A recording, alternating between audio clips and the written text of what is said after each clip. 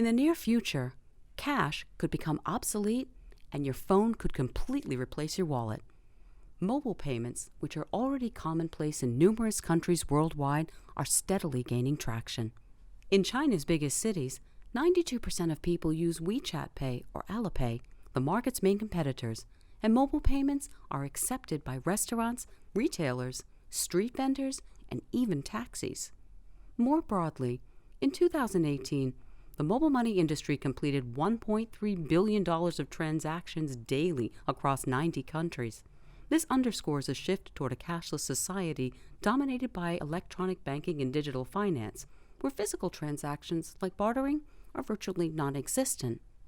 Proponents for a cashless system believe that digital money increases convenience and could reduce robbery and counterfeiting, while opponents argue that it endangers privacy and hurts disadvantaged communities that rely on cash. And while many of the long-term consequences of cashlessness remain to be seen, the movement towards a cashless society seems highly likely, if not inevitable.